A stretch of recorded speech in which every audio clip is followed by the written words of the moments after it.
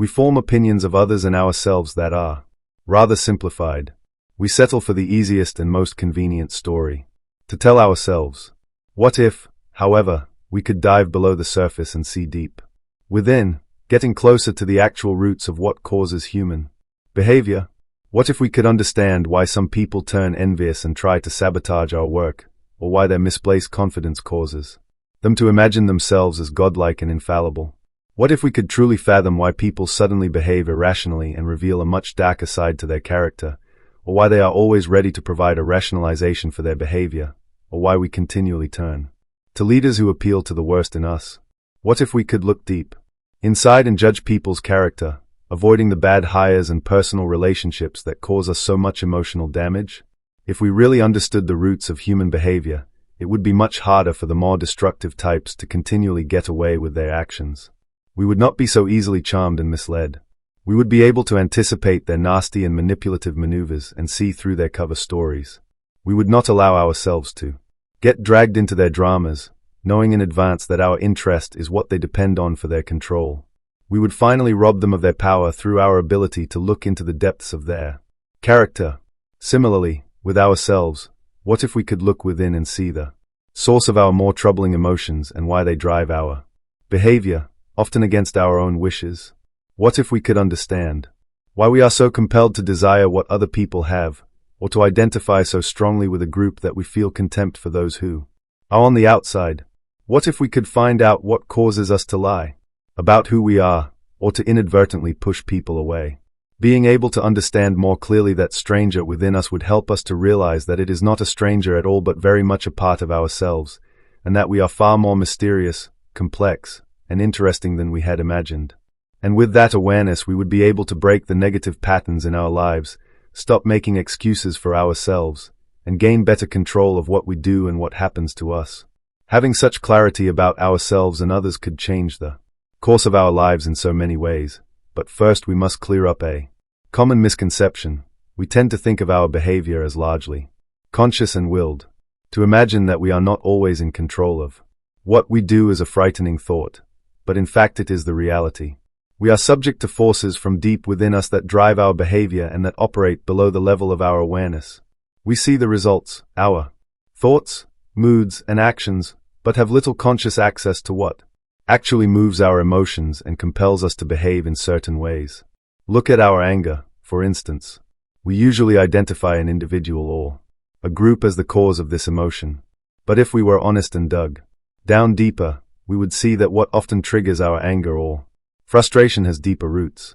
It could be something in our childhood or some particular set of circumstances that triggers the emotion. We can discern distinct patterns if we look. When this or that happens, we get angry.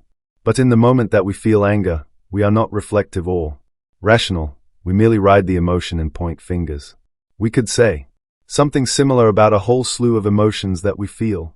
Specific types of events trigger sudden confidence, or insecurity, or anxiety, or attraction to a particular person, or hunger for attention. Let us call the collection of these forces that push and pull at us from deep within human nature. Human nature stems from the particular wiring of our brains, the configuration of our nervous system, and the way we humans process emotions, all of which developed and emerged over the course of the 5 million years or so of our evolution as a species. We can ascribe many of the details of our nature to the distinct way we evolved as a social animal to ensure our survival, learning to cooperate with others, coordinating our actions with the group on a high level, creating novel forms of communication, and ways of maintaining group discipline. This early development lives on within us and continues to determine our behavior, even in the modern, sophisticated world we live in. To take one example, look at the evolution of human emotion. The survival of our earliest ancestors depended on their ability to communicate with one another well before the invention of language. They evolved new and complex emotions: joy, shame, gratitude, jealousy, resentment, etc. The signs of these emotions could be read immediately on their faces, communicating their moods quickly and effectively. They became extremely permeable to the emotions of others as a way to bind the group more tightly together, to feel joy or grief as one, or to remain united in the face of danger. To this day, we humans remain highly susceptible to the moods and emotions of those around us, compelling all kinds of behavior on our part, unconsciously imitating others, wanting what they have, getting. Swept up in viral feelings of anger or outrage, we imagine we're acting, of our own free will, unaware of how deeply our susceptibility to the emotions of others in the group is affecting what we do and how we respond. We can point to other such forces that emerged from this deep past and that similarly mold our everyday behavior. For instance, our need to continually rank ourselves and measure our self-worth through our status is a trait that is noticeable among all hunter-gatherer cultures, and even among chimpanzees, as are our tribal instincts, which cause us to divide people into insiders or outsiders. We can add to these primitive qualities our need to wear masks to disguise any behavior that is frowned upon by the tribe, leading to the formation of a shadow personality from all the dark desires we have repressed. Our ancestors understood this shadow and its dangerousness, imagining it originated from spirits and demons that needed to be exorcised. We rely on a different myth. Something came over me. Once this primal current or force within us reaches the level of consciousness, we have to react to it, and we do so depending on our individual spirit and circumstances, usually explaining it away superficially without really understanding it. Because of the precise way in which we evolved, there are a limited number of these forces of human nature, and they lead to the behavior mentioned above: envy, grandiosity, irrationality, short-sightedness, conformity, aggression, and passive aggression, to name a few. They also lead to empathy and other positive forms of human behavior. For thousands of years, it has been our fate to largely grope in the shadows when it comes to understanding ourselves and our own nature.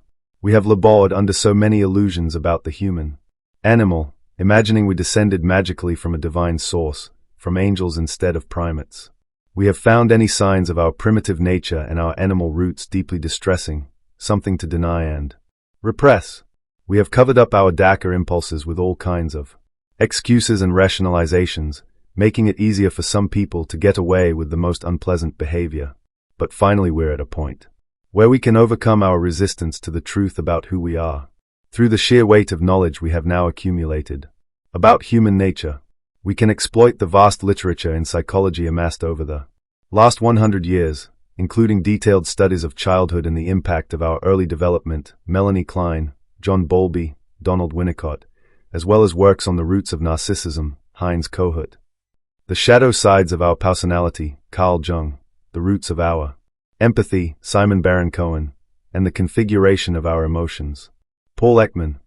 We can now call the many advances in the sciences that can aid us in our self-understanding, studies of the brain, Antonio Damasio, Joseph E. Ledoux, of our unique biological makeup, Edward O. Wilson, of the relationship between the body and the mind, V.S. Ramachandran, of primates, Franz de Waal, and hunter-gatherers, Jared Diamond, of our economic behavior, Daniel Kahneman, and of how we operate in groups, Wilfred Bion, Elliot Aronson.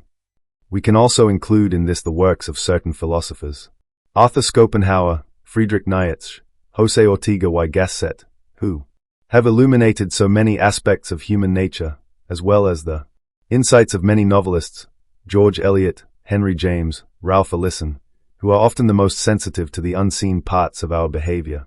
And finally, we can include the rapidly expanding library of biographies now available, revealing human nature in depth and in action. This book is an attempt to gather together this immense storehouse of knowledge and ideas from different branches, see the bibliography, for the key sources, to piece together an accurate and instructive guide to human nature, basing itself on the evidence, not on particular viewpoints or moral judgments.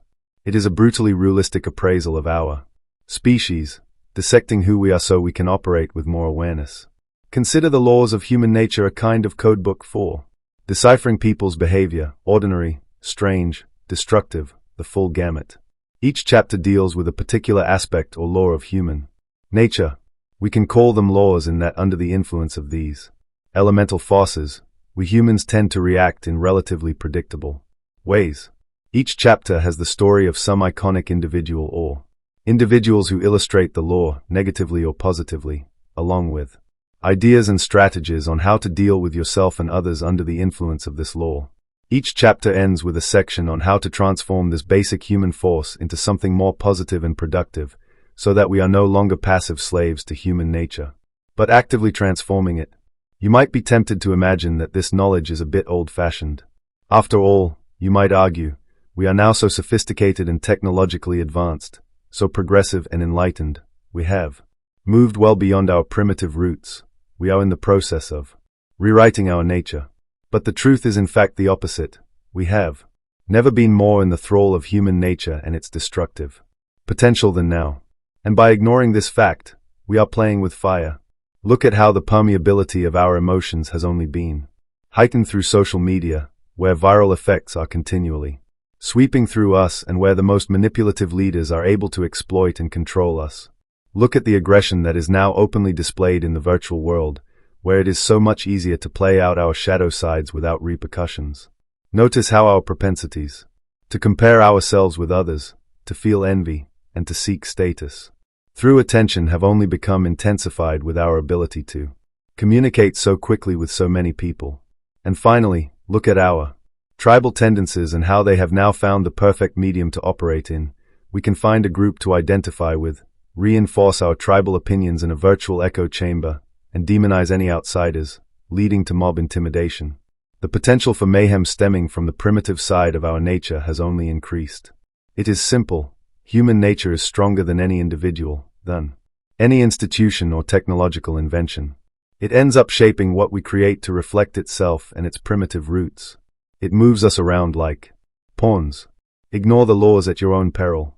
Refusing to come to terms with human nature simply means that you are dooming yourself to patterns beyond your control and to feelings of confusion and helplessness. The laws of human nature is designed to immerse you in all aspects of human behavior and illuminate its root causes. If you let it guide you, it will radically alter how you perceive people and your entire approach to dealing with them. It will also radically change how you see yourself.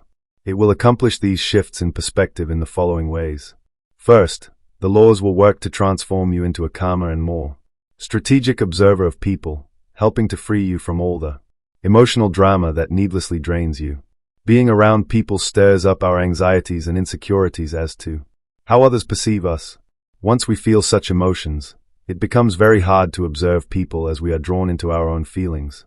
Evaluating what people say and do in personal terms. Do they like me or dislike me? The laws will help you avoid falling into this trap by revealing that people are generally dealing with emotions and issues that have deep roots. They're experiencing some desires and disappointments that predate you by years and decades. You cross their path at a particular moment and become the convenient target of their anger or frustration. They are projecting onto you certain qualities they want to see. In most cases, they are not relating to you as an individual. This should not upset you but liberate you. The book Wick will teach you to stop taking personally their insinuating comments, shows of coldness, or moments of irritation. The more you grasp this, the easier it will be to react not with your emotions but rather with the desire to understand where their behavior might come from. You will feel much calmer in the process, and as this takes root in you, you will be less prone to moralize and judge people. Instead, you will accept them and their flaws as part of human nature. People will like you all the more as they sense this tolerant attitude in you. Cultivating such empathy will have innumerable benefits. We are all self-absorbed, locked in our own worlds. It is a therapeutic and liberating experience to be drawn outside ourselves and into the world of another. It is what attracts us to film and any form of fiction, entering the minds and perspectives of people so different from ourselves. Through this practice, your whole way of thinking will shift. You are training yourself to let go of preconceptions, to be alive in the moment, and to continually adapt your ideas about people. You will find such fluidity affecting how you attack problems in general. You will find yourself entertaining other possibilities, taking alternative perspectives. This is the essence of creative thinking. Finally, the laws will alter how you see your own potential, making you aware of a higher, ideal self within you that you will want to bring out. We can say that we humans have two contrary selves within us, a lower and a higher. The lower tends to be stronger.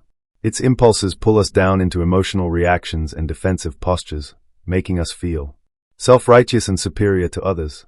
It makes us grab for immediate pleasures and distractions, always taking the path of least resistance. It induces us to adopt what other people are thinking, losing ourselves in the group. We feel the impulses of the higher self when we are drawn out of ourselves, wanting to connect more deeply with others, to absorb our minds in our work, to think instead of react, to follow our own path in life, and to discover what makes us unique. The lower is the more animal and reactive side of our nature, and one that we easily slip into. The higher is the more truly human side of our nature, the side that makes us thoughtful and self-aware. Because the higher impulse is weaker, connecting to it requires effort and insight. Bringing out this ideal self within us is what we all really want. Because it is only in developing this side of ourselves that we humans feel truly fulfilled. The book will help you accomplish this by making you aware of the potentially positive and active elements contained within each law. Knowing our propensity for irrationality, you will learn to become aware of how your emotions color your thinking, Chapter 1, giving you the ability to subtract them and become truly rational. Knowing how our attitude in life affects what happens to us, and how naturally our minds tend to close up out of fear, Chapter 8, you will learn how to forge an attitude that is expansive and fearless. Knowing you have the propensity to compare yourself with others, Chapter 10, you will use this as a spur to excel in society through your superior work, to admire those who achieve great things, and to be inspired by their example to emulate them. You will work this magic on each of the primal qualities, using your expanded knowledge of human nature to resist the strong downward pull of your lower nature. Think of the book in the following way. You are about to become an apprentice in human nature. You will be developing some skills, how to observe and measure the character of your fellow humans and see into your own depths. You will work on bringing out your higher self, and through practice you will emerge a master of the art, able to thwart the worst that other people can throw at you and to mold yourself into a more rational, self-aware, and productive individual. Man will only become better when you make him see what he is like. Anton Chekhov.